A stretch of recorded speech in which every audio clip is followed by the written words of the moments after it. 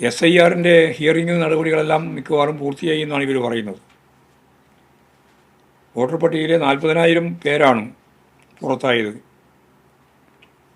24 ലക്ഷം പേര് മുമ്പ് തന്നെ പുറത്തായി എന്നുള്ള വിവരം ഉള്ളതാണ്. അപ്പോൾ ഇതിൻ്റെ എല്ലാം കൃത്യമായ കണക്ക് ചില സ്ഥലങ്ങളിൽ, ചില മണ്ഡലങ്ങളിൽ ബോധപൂർവം മറ്റു മണ്ഡലങ്ങളിലുള്ള ആളുകളെ ചേർക്കുന്ന നിലയും ഉണ്ടായിട്ടുണ്ട് എന്നുള്ള വിവരം പുറത്തു വന്നിട്ടുണ്ട്. അതുൾപ്പെടെയുള്ള കാര്യങ്ങൾ വളരെ ഗൗരവപൂർണമായ പരിശോധന വേണം.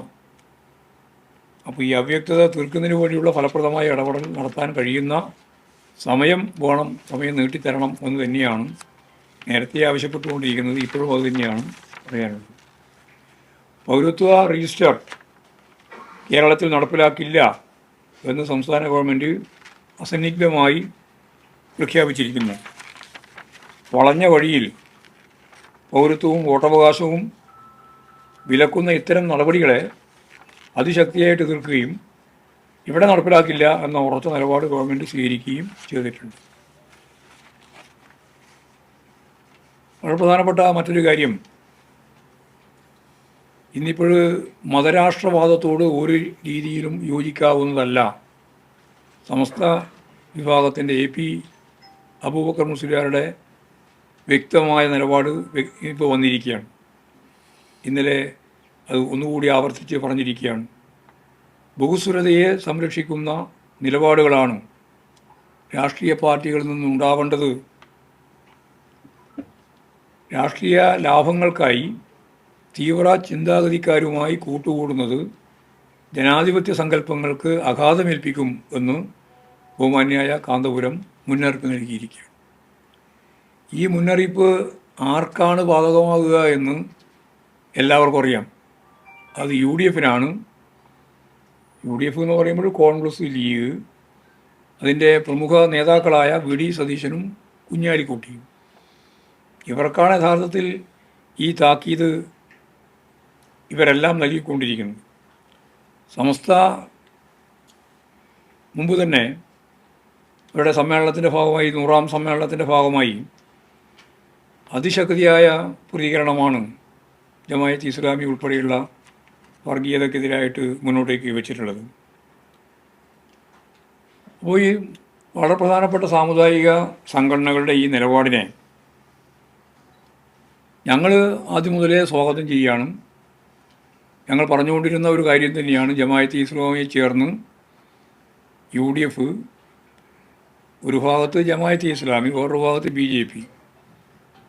രാജീവ് ചന്ദ്രശേഖരൻ വർഗീയവാദിയല്ല എന്ന സർട്ടിഫിക്കറ്റ് നൽകിയത് VD സതീശനാണ്. അപ്പോൾ കോലീബി സഖ്യം പഴയ കാലം, അതിൻ്റെ പുതിയ രൂപമാണ് കേരള കോൺഗ്രസ്, BJP, ലീഗ്, ജമാഅത്തെ ഇസ്ലാമി സഖ്യം.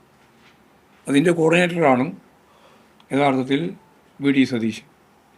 ഈ താക്കീതെല്ലാം ഏറ്റവും ശക്തിയായിട്ട് ബാധിക്കുന്നത് അവരെയാണ്. എന്തുകൊണ്ടാണ് ഇത്തരത്തിലുള്ള നിലപാടവർ സ്വീകരിക്കുന്നത് എന്നതിനെ സംബന്ധിച്ച് അവർ തന്നെ വ്യക്തമാക്കുന്നുണ്ട്.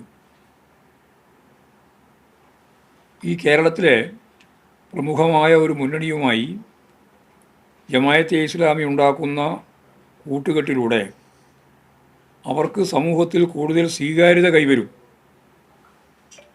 അങ്ങനെ സ്വീകാര്യത കൈവരുന്നത് അപരമത സിദ്ധാന്തം, അവരന്മാരെ സൃഷ്ടിക്കുക എന്നുള്ള സമീപനം, അത് ഭൂരിപക്ഷ വർഗീയതയും ന്യൂനപക്ഷ വർഗീയതയും ചെയ്യുന്ന ഒരു പ്രധാനപ്പെട്ട കാര്യമാണ്. ആ വിദ്വേഷത്തിലൂടെ യഥാർത്ഥത്തിൽ മതരാഷ്ട്രവാദം അതിലൂന്നിയിട്ടുള്ള അവരുടെ പ്രവർത്തന പദ്ധതിക്കുള്ള പിന്തുണ നേടാനുള്ള സാധ്യത കൂടുകയാണ് ചെയ്യുക. അതാണ് യഥാർത്ഥത്തിൽ വലിയ പ്രത്യാഘാതം സൃഷ്ടിക്കുന്ന ഒരു കാര്യമായിട്ട് അവർ കാണുന്നത്. നിലവിലിപ്പോഴും അവരൊരു രാഷ്ട്രീയ ശക്തി അല്ലാതിരിക്കുമ്പോഴും സമൂഹത്തിൽ അതിതീവ്രമായ വിഭജനം സൃഷ്ടിക്കാൻ ശ്രമിക്കുന്നവരാണ് ജമാഅത്തെ ഇസ്ലാമി. നേരത്തെ പറഞ്ഞ വർഗീയവാദികളായ നമുക്കെല്ലാം അറിയുന്ന RSS, BJP, സംഘപരിവാർ വിഭാഗവും. ഈ വേർതിരിവിലൂടെ ഇവർക്ക് രണ്ടുപേർക്കും, അതാണ് ലോകത്തിലെ ഏറ്റവും പ്രധാനപ്പെട്ട ഒരു സംഭവം, വർഗീയ ശക്തികൾ പരസ്പരം ഏറ്റുമുട്ടിയാൽ ഏതെങ്കിലും ഒരു വർഗീയവാദ വിഭാഗം ജയിക്കുകയോ മറ്റൊരു വിഭാഗം തോൽക്കുകയോ അല്ല ചെയ്യുക, രണ്ട് വിഭാഗവും പരസ്പരം ശക്തിപ്പെടുത്തുകയാണ് ചെയ്യുക. അപ്പോൾ ഈ വേർതിരിവിലൂടെ സംഘപരിവാരും ശക്തിപ്പെടാനാണ് സാധ്യത. രണ്ടും അങ്ങോട്ടും ഇങ്ങോട്ടും ശക്തിപ്പെടുത്തുകയാണ് ചെയ്യുക. ഇത് കേരളത്തെ ഇല്ലാതാക്കും എന്നതാണ് ഈ ജാഥ മുന്നോട്ടേക്ക് പോകുന്ന ഏറ്റവും പ്രധാനപ്പെട്ട ഒരു കാര്യം. അപ്പോൾ സ്വാഭാവികമായി ഈ വർഗീയതക്കെതിരായ പോരാട്ടം എല്ലാ വിശ്വാസികളെയും ചേർത്ത് നിർത്തിക്കൊണ്ട് കക്ഷി രാഷ്ട്രീയത്തെ അതീതമായി മുന്നോട്ടേക്ക് കൊണ്ടുപോകുന്ന ഒരു പ്രധാനപ്പെട്ട അജണ്ടയാണ്. അങ്ങനെ കൈകാര്യം ചെയ്യാൻ സാധിക്കുന്നില്ലെങ്കിൽ കേരളം അതിഗുരുതരമായ പ്രതിസന്ധിയിലാവും, ഇല്ലാതാവും എന്നാണ് ഞങ്ങൾ ഈ ജാതിയുടെ മുന്നിൽ ചൂണ്ടിക്കാണിച്ചിട്ടുള്ള കാര്യം.